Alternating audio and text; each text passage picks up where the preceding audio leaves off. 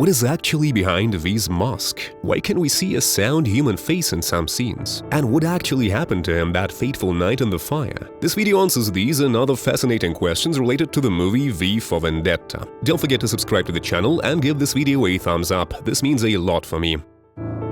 Many might think he's mentally ill, a vaudeville veteran whose all-powerful fate cast him in the roles of villains and victims. But happiness lies in being and seeming the same, and he's exactly who he appears to be, a man wearing a mask. Yes, that's how V describes himself, a mysterious avenger and an undeniable anti-hero. Indeed, V is an anti-hero, as he believes that violence can work for good, and it can be applied to practically anyone. After all, everyone is guilty to some extent. But as another famous philosopher once said, it doesn't matter who we are, what matters is our plan. And V's plan is to overthrow the political regime of alternative totalitarian England, which by the end of the film he successfully accomplished by planting an idea, the most powerful thing in the world, in people's minds. But you already know that. So who V really is? Where does this incredible resilience to physical damage, reflexes and strength come from? By the end of the film he was able to withstand Creedy's team and was still standing after he was shot in his torso about 70 times. Yes, he had a kind of body armor, but just imagine what damage it could have caused to his body organs. Yes, finally, extensive failure of body systems will lead to V's death in Evie's arms. Nevertheless, where does such extraordinary resilience come from? This is because there is another thing that makes V a killing machine. It is his extremely high pain threshold. This is most likely already a result of his peripheral nervous system's reduced sensitivity. Yes, we know that V is a genetic mutant. If we match V's abilities with those of superheroes in pop culture, V would be a super soldier. He gained his superpowers in the Lockhill Correctional Facility, a place where those deemed undesirable by the political regime died horrible deaths. At some point, the ruling forces of the country decided that the best way to keep power would be to use biological weapons against its own people,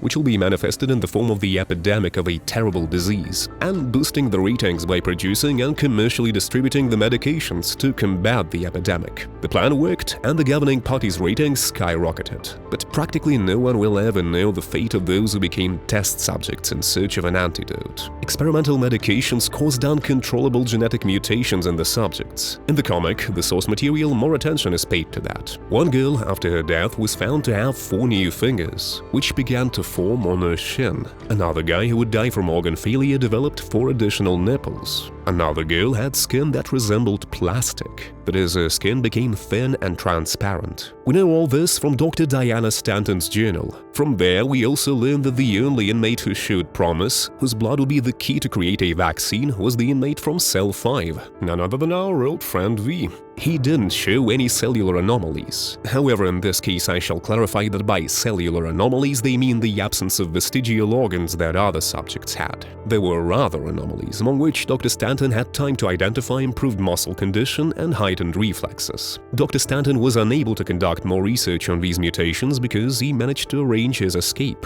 Once again, this is given much more attention in the comic, and there we'll learn exactly how V managed to do that. The thing is that Dr. Stanton asked the camp management to allow V to work in the garden. See, V turned out to be a brilliant gardener. Later, she also arranged that V was assisting the camp staff in furnishing the rooms of the management. Thus, V created explosives and flammable substances from gardening chemicals, provoking a terrible fire on the night when he escaped. And so, the memories of that night will haunt Dr. Stanton in nightmares. She'll never forget the charred person looking at her with disdain as if she were an insect. A man who'll give a heart-rending scream, but not of pain. Physical pain no longer exists for V. And in these scenes, there's one very important detail. Recalling the events of that night, Dr. Stanton says that V looked at her, but he looked without eyes. According to her, he had no eyes to speak of. However, in these scenes, we clearly see that V has eyes. Can this be a continuity mistake? No, the film is trying to convey a very important thing that was shown much more explicitly in the comic. The film is attempting to tell us that Dr. Stanton's memories of that night are mangled and filtered through the lens of her individual emotions. After all, it is not by chance that she hesitated for a long time to take her diary and write down what had happened that night. Moreover, everything shown in these scenes is also filtered through the perception of the person reading that diary. In other words, the perception of V as a person without eyes does not correspond to reality. It's as if she's recording recalling a nightmare, the true details of which her brain can no longer reproduce accurately.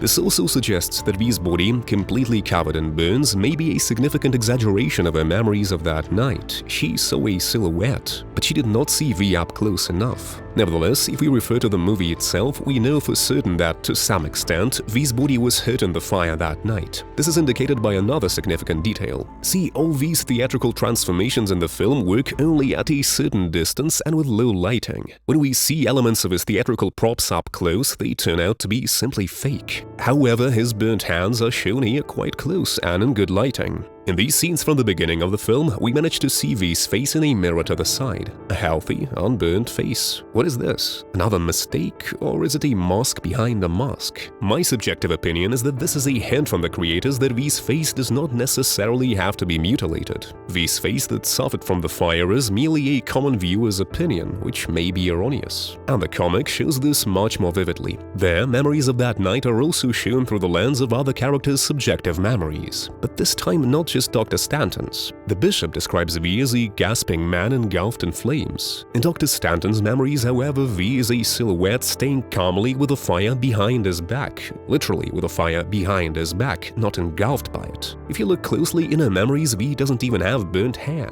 This means that the Bishop could have mistaken V for any other one of the dozens of people who burnt alive that night. Why would V, being a prisoner who could move around the camp to some extent, put himself in the epicenter of the explosion? Why would someone as intelligent as V do that? In the comics, Stanton's notes also paid more attention to the events in the camp that preceded the night of the fire. We never see V's face before the fire, but Diana, a doctor watching him, describes his appearance in quite a contradictory manner. She describes his face as ugly, but at the same time knows that V has an eerie attractiveness, so she can't get him out of her head. She suggests that this is one of the common side effects of schizophrenia. Remember the scenes where years later V visits Diana, giving her what she deserves by poisoning her. In the comic, before her death, she asks V to look at his face one last time. He does what she asks him, and looking at his face for the last time, she says that it is beautiful. This suggests that Dr. Stanton saw the same face that she saw before the fire, and it's not by chance that before taking revenge on the main instigators of what took place in Lockhill, V first eliminated 40 common officers. This is also mentioned in the comic, maybe because they saw his face that night, the same face by which they could recognize him. Thus, if we refer to Dr. Stanton's memories as the main source of information about the events of that night, there is no direct confirmation that V's body was burnt in the fire. This is just our assumption. But everything I've said in this video regarding V's face behind the mask is also my subjective assumption of an interested viewer. Let me know what you think about it in the comments. But anyway, V's story is not the story of an endless vendetta. It is a story about how the face behind his mask reflects his essence no more than blood and bones beneath the skin. If you like this video, support it with your activity. It means a lot to me. Bye!